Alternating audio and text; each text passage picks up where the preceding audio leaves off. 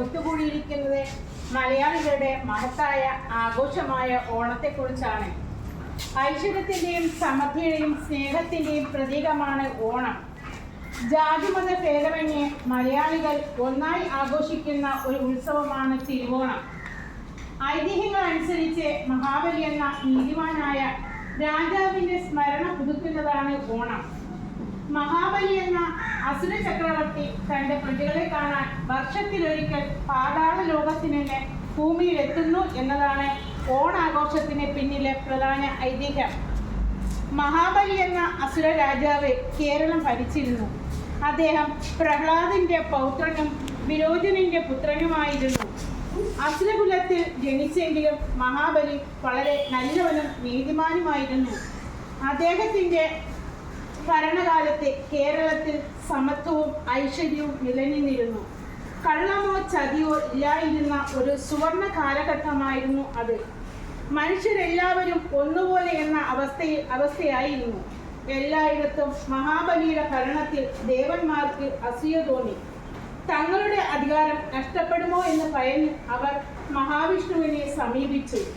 മഹാബലിയെ പാതാളത്തിലേക്ക് അയക്കാൻ മഹാവിഷ്ണുവിനോട് അവർ അപേക്ഷിച്ചു.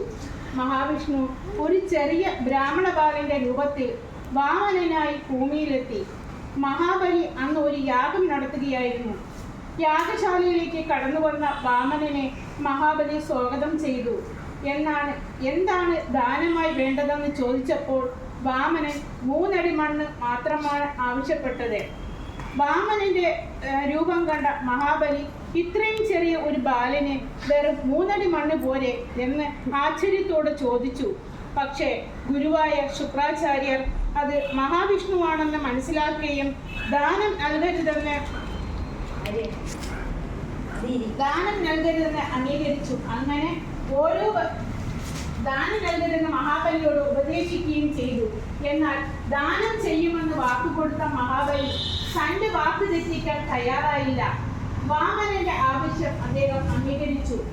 3 അടി മണ്ണ് അളന്നെടുക്കാൻ മഹാബലി അനുവാദം കൊടുത്തതോടെ വാമനൻ വിശ്വരൂപം പ്രാപിച്ച് ആകാശത്തോളം ഉയർന്നു. ആദ്യത്തെ അടി കൊണ്ട് ഭൂമി മുഴുവൻ അളന്നു. 2ാമത്തെ അടി കൊണ്ട് സ്വർഗലോകവും അളന്നു. 3ാമത്തെ അടി വയ്ക്കാൻ സ്ഥലമില്ലാതെ വാമനൻ മഹാബലിയോട് ചോദിച്ചു. താൻ കൊടുത്ത വാക്ക് പാലിക്കാനായി മഹാബലി തന്റെ ശിരസ് 3ാമത്തെ അടിയായി സമർപ്പിച്ചു. വാമനൻ മഹാബലിയുടെ ശിരസ് ചവിട്ടി അദ്ദേഹത്തെ പാതാളത്തിലേക്ക് താഴ്ത്തി.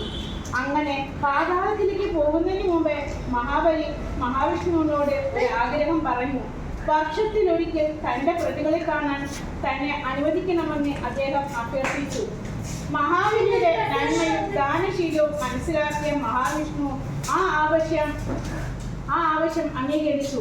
അങ്ങനെ ഓരോ വർഷവും ചിങ്ങമാസത്തിലെ തിരുവോണനാളിൽ മഹാബലി തൻ്റെ പ്രതികളെ കാണാൻ കേരളത്തിൽ എത്തുന്നു. മഹാബലിയെ വരവേൽക്കാൻ വേണ്ടിയാണ് നമ്മൾ പൂക്കളമിട്ട് ഓണസദ്യ ഒരുക്കിയും ഓണപ്പൂക്കൾ പാടിയും ഓണം ആഘോഷിക്കുന്നത്.